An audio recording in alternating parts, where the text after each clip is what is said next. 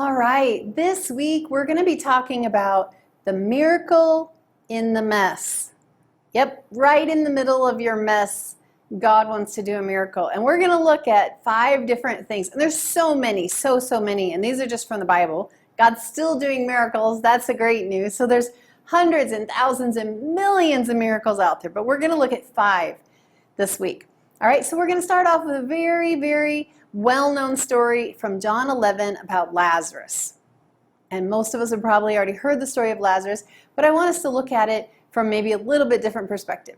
So we know that Jesus loved Lazarus, okay? He loved Lazarus and Mary and Martha, his sisters. And very few places does it just come out and say Jesus loved this person by name.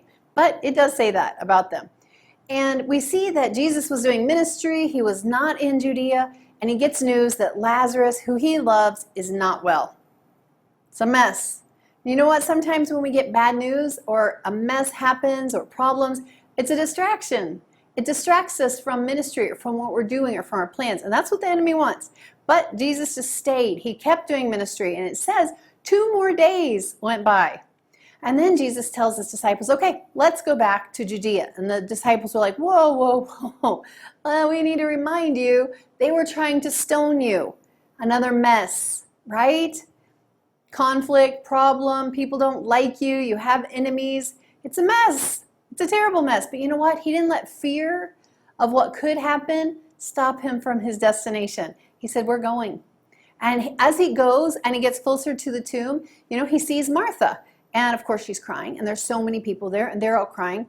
And of course Mary's also crying, and he's going to interact with her in a bit. But it's very different, the way when he interacts with Martha and when he interacts with Mary.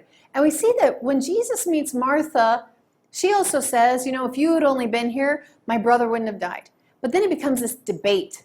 Martha is always this very analytical side, which, I can totally relate to Martha. But she had a lot of questions and back and forth with Jesus, and I know he'll raise, in the last day he'll raise, this back and forth. But when Jesus saw Mary, and she was weeping, it says Jesus wept.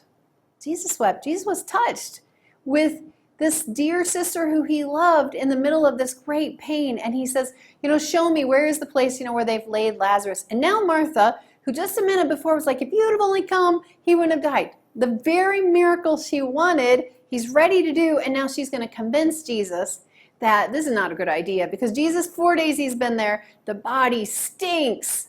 What is it? A mess. You know what? Sometimes it's a stinking mess. But Jesus says, take me to the place. And he goes, and I love that he has this conversation first with the Father. And he says, you know what? I know you hear me. I know you always hear me. But for the sake of these people who are watching, I'm still saying this. And then he says, Lazarus, come forth. And Lazarus comes out. And then he says, loose him and set him free. And you know what? I just want to encourage you that Jesus is always working behind the scenes. Even if you don't see him working, even if the situation gets worse, he knows about it. He's always working. And is it possible that the very miracle that you're wanting, you're also trying to talk him out of when he shows you the way? Because you know what? I want you to know that if you have dreams that feel like they're dead, or relationships that are dead, or that look impossible to fix, Jesus can give you a miracle in the middle of your mess. So, going the second mile. Believe him. Trust him. When he says, roll back the stone, don't give him all the reasons why it won't work. Trust and obey. There was a song when I was little, trust and obey, for there's no other way to be happy in Jesus than to trust and obey. But it's just that simple.